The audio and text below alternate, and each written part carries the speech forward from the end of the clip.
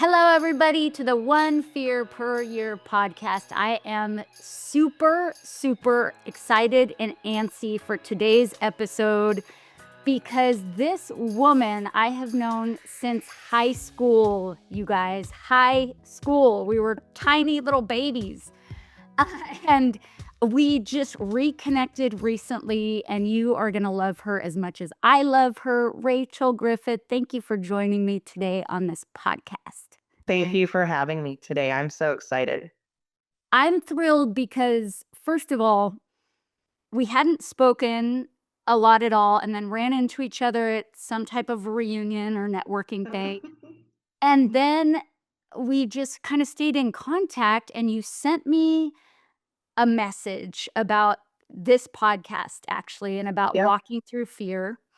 So tell everybody, and me too, because I don't really know, what your thought process was. What about the One Fear Per Year podcast and this topic resonated with you? Well, it didn't resonate at first. I just was very drawn to it, but I couldn't figure out why. And so I watched it over and over and over. And I watched your big talk over and over about when you talked about getting over your fears and the things that you've done since you've tackled some of those. And then I started watching your bite-sized pieces. And I started sending those to people that I know and love that I thought they could really use to hear this too. And I just felt so good after I would watch it, but I couldn't figure out why I was so drawn to it for a really long time. And I just had an epiphany one day while I was watching you, and I said, I fully know the thing that I'm afraid of that I have to get over this year. And it is my goal this year to get over it. And that's when I contacted you, and I was like, I think I figured something out. I think I've had a breakthrough. Let's talk about it. And so the fear is probably not something that most people would identify with, I don't think, or maybe they would. But I kind of, at first, when I realized what it was, I had, what the heck? Why am I afraid of that? But long story boring.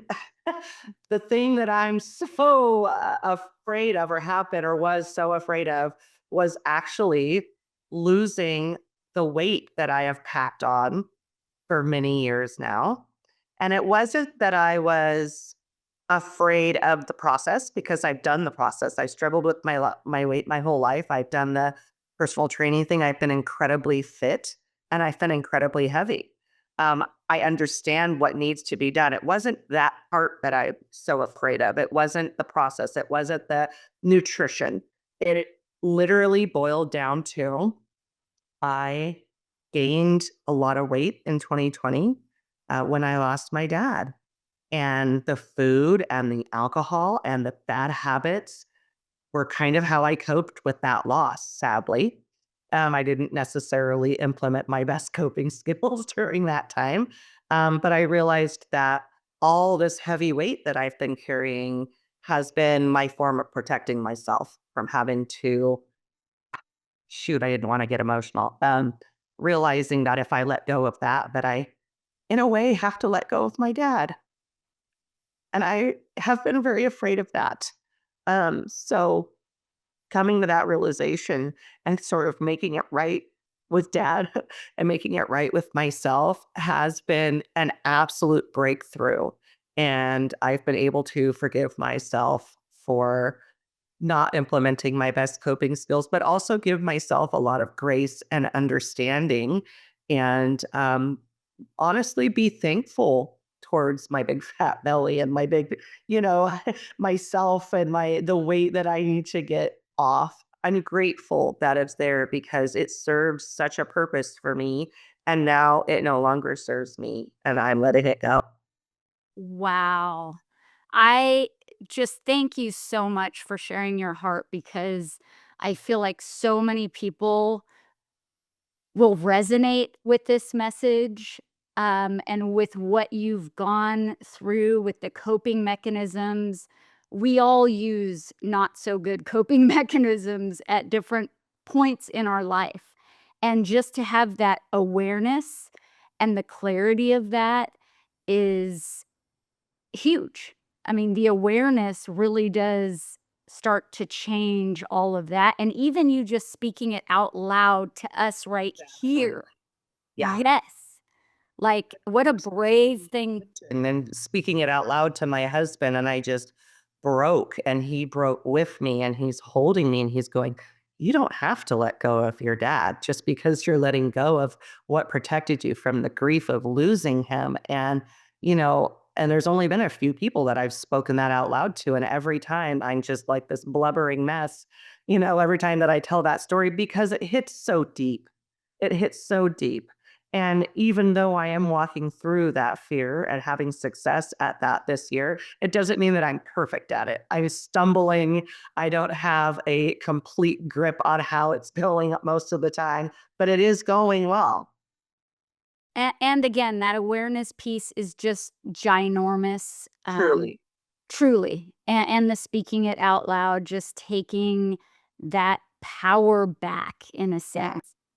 And so I just commend you and thank you for doing this work, your personal development work, because it really does create those ripple effects out to people that you wouldn't even know or you don't even realize. So as much as you're impacting yourself and the people closest to you, you're also impacting people that you don't even know.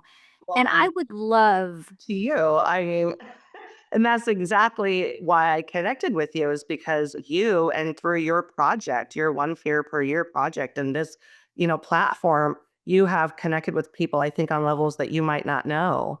And I hope that everybody else gets the chance to tell you how you've impacted them. Oh my gosh, now you're gonna make me cry. Thank you, Rachel. That's very sweet, and I appreciate those words so much because sometimes, like with everything, you can feel like throwing in the towel or like, Yeah. yeah. So I deeply appreciate that. And one thing that you sent me along with your email or your message was a beautifully soul touching, eloquently written poem that you personally wrote. And I cried when I read it because it's magnificent. So would you please read it for our listeners? You guys listening are just gonna love this as well. Oh, sure will. And again, I sat and wrote this after watching you and feeling just compelled and finally sort of having this epiphany. And it came to me. And these words really did flow out of me just like that. So I wrote a letter to my fear. Dear fear, you, my shadowed companion, have lingered long within my breath, echoing doubts in chambers of my heart, drawing maps of limitations where dreams might have dwelled. I see you now not as my captor, but as the guardian of the doors untried. You whispered warnings not to wound me, yet your trembling voice cannot silence my fire. I thank you for your caution, for the lessons you've woven in my scars, but I will no longer wear your chains as ornaments of safety. I will meet you with an open hand, neither fighting nor fleeing, for I am the storm you feared that I would become, fierce, unapologetic, and free. Stand aside, fear, or walk beside me, for my path is carved in courage, and I will not abandon my becoming. With gratitude and resolve, me. I'm sitting here writing little phrases from it.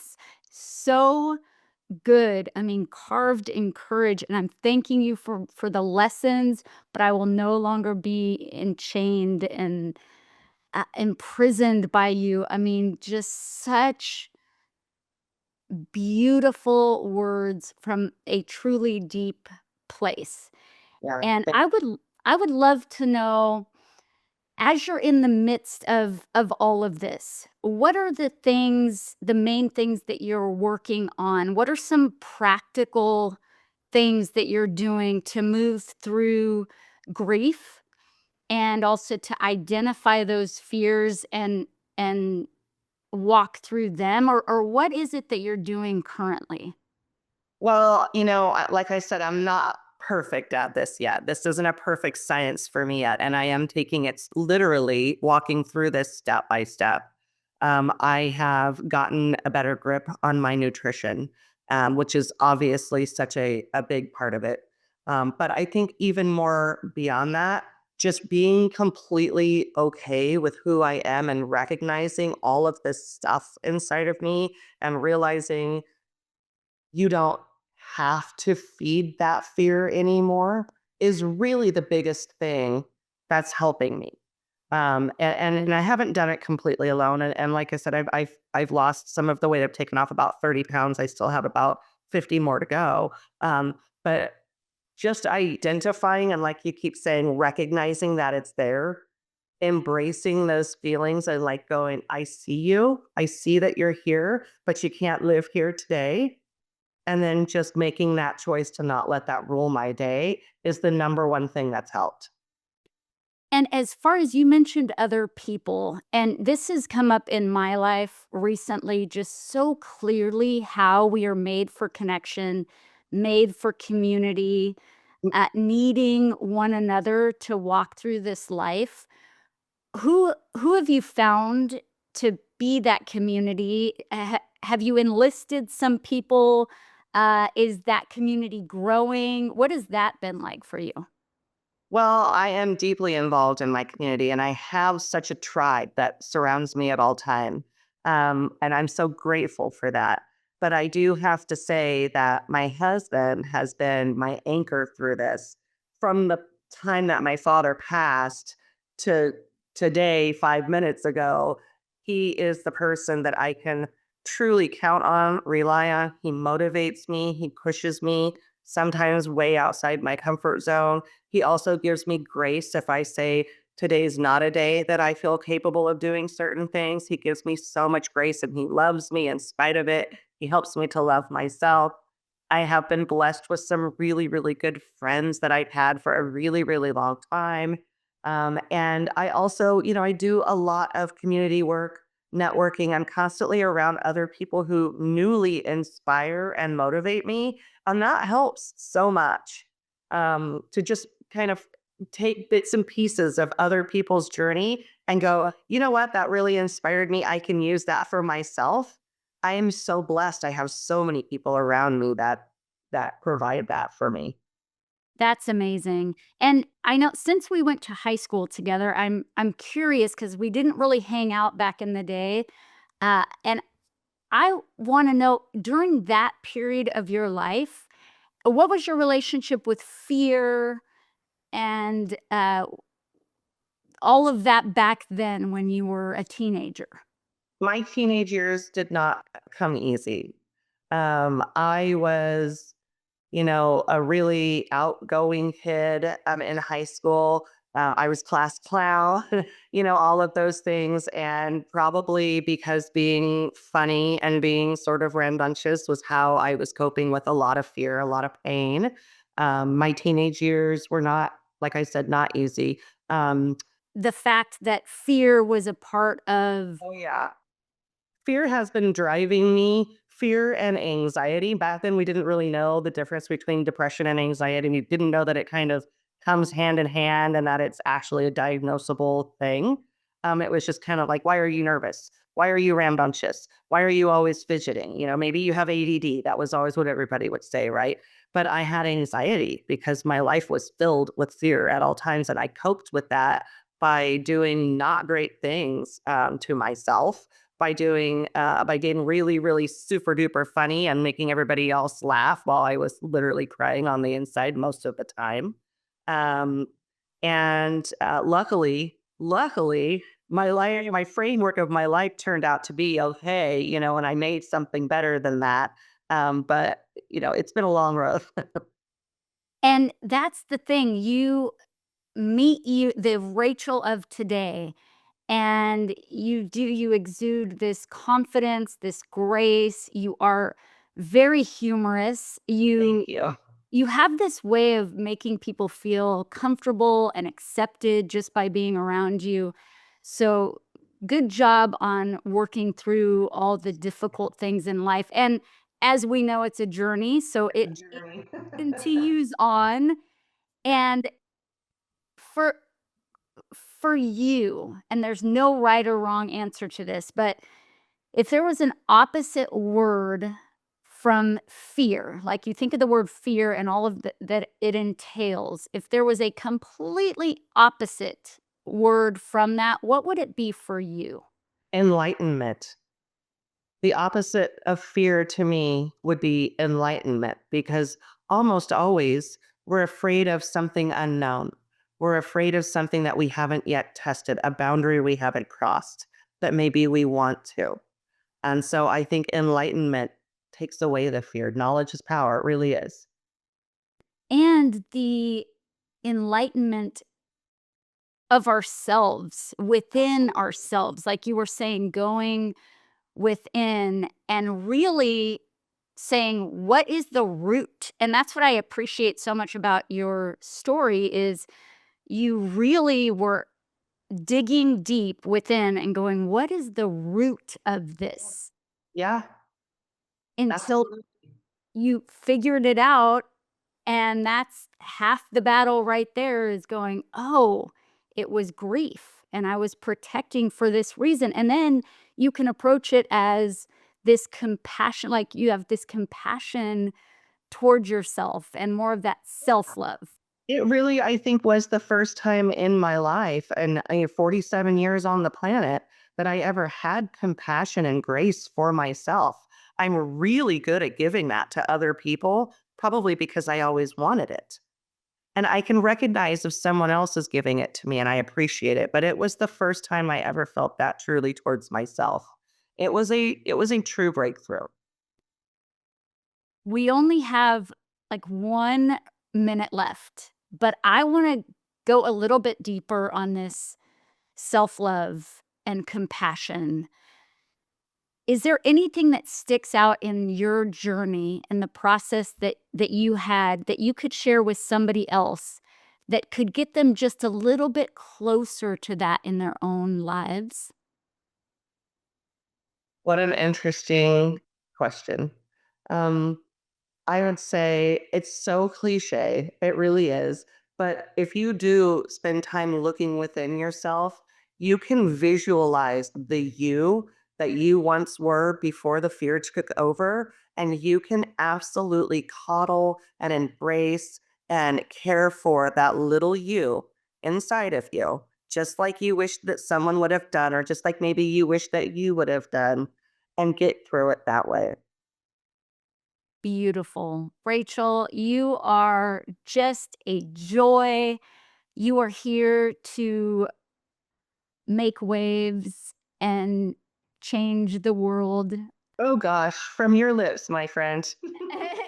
I mean, you are because as we each work on ourselves, that is how we change the world. It's one soul heart at a time, in my opinion. And you're willing and committed to doing the work, and that is going to ripple out and impact. So, thank you for showing up bravely, courageously. Thank you for reconnecting with me. I'm thrilled about it. I hope for many more rock and roll parties and all the things.